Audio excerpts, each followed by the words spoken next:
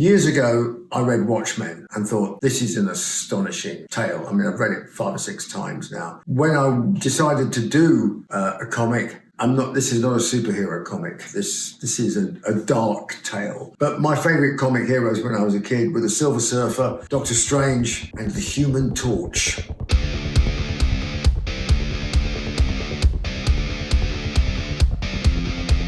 Yeah, well, good statement. Yes, I did make it hard for myself to create a world, but that's what I do. I create. Creating is what I do. And the more detail I get into, the more I can populate the story. I mean, it's a 12-episode, 3-year project, this comic. It's going to be a lot of fun, a lot of hard work, but a lot of fun. The album, of course, doesn't have to be connected anymore because we already have this amazing story. But the two things are kind of complementary. You'll see it will all kind of fit together in the end. That's the fun. It's like a little puzzle, you know? So the story of the Mandrake Project, the comic, started back in 2014 when I had the idea for doing one comic, but that pretty soon changed in the intervening 7 years because with lockdown and stuff, and there's a lot of delays. So by the time we got to going back to record the album, the comic had taken on a life of its own, which meant that I could move the album into just more musical territory. I didn't have to be restricted to doing something that was scripted to the comic. So the album and the comic, they kind of complement each other, but they're completely separate. It's like two trees in a forest. You know, they don't lean on each other. They're freestanding, but they are connected kind of at the roots, you know, at the root level.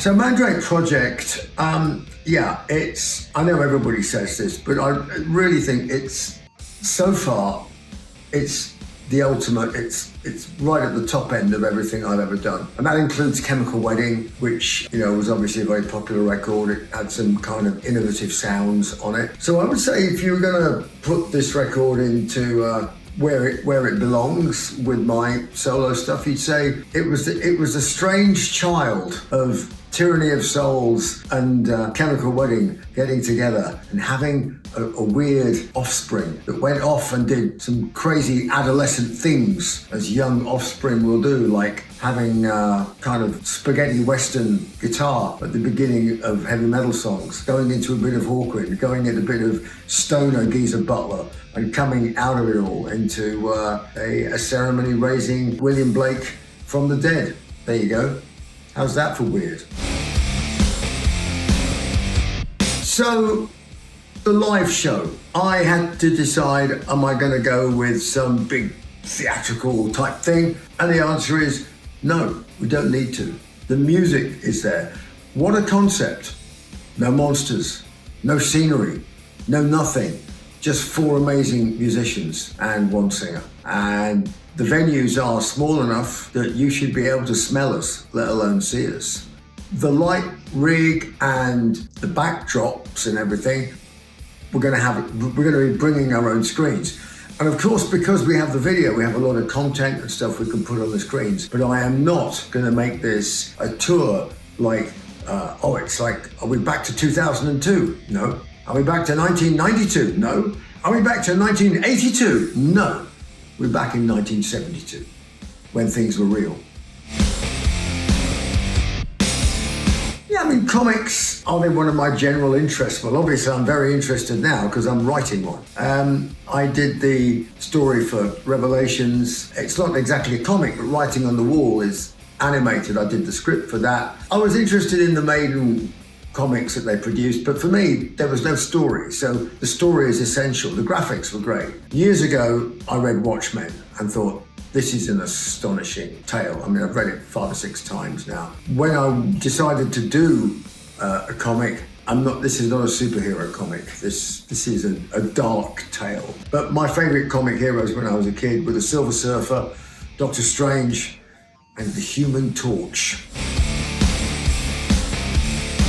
I'm not sure I do have more interest than anybody else. I mean, lots of people have loads of interest. It's just that don't get exposed to the media. I mean, I'm sure there are people who do the sport of fencing that have incredibly varied and talented lives in several different places, but nobody puts them on the front covers of magazines because they just don't happen to be rock and roll singers. I don't think what I do is desperately special in that regard, in that, so I was an airline pilot. Well, there are thousands of people who are airline pilots, and actually some airline pilots, of course, have gone on to be very talented at other things as well, but nobody really writes about those. I suppose the reason that I have investigated so many things is I'm just curious. And when I get curious about something where I think, hey, I might actually be okay at this, how far can I take it? And I want to know how it works. And the only way you'll understand the true nature of something is to take a deep dive and get stuck in. That's all it is. That's what it is. Fundamentally, I tell stories, whether it's through comics, whether it's through books, whether it's music, spoken word, whatever. The story is the thing. I think if you're creative, then you just have to be aware of when creativity may strike and be prepared to abandon all those ordinary things that everybody else thinks are important for that special moment, which has just fallen and hit you on top of the head, which can be very frustrating for the rest of humanity when they want you to go to dinner, but you actually want to write the last page of something because you just happen to be in the mood. Things like that happen at odd and unusual times. It happens to me when I'm driving around, which is very inconvenient because you want to pull over and write something immediately, and often you can't. Or sitting on trains, strangely enough, but then somebody starts making a noise and distracting you, and you just get very inconvenient. So I like to be kind of lonely in a crowded room sometimes when I create, and sometimes I go off and just take a wander around the graveyard. I find that cheers me up. What do I actually do to relax? Well, I try and do nothing except put my feet up and watch the TV, to be honest with you, because there's loads of other things I can do, but actually I really quite like sitting down and with a nice piece of cheese and a glass of red wine and my wife and chilling out. That's what I do. All the other stuff involves running around and performing and fencing and all that stuff. So basically we just kind of slob around and try and do nothing. It's great when it happens, which is not very often these days, because I'm talking to people like you.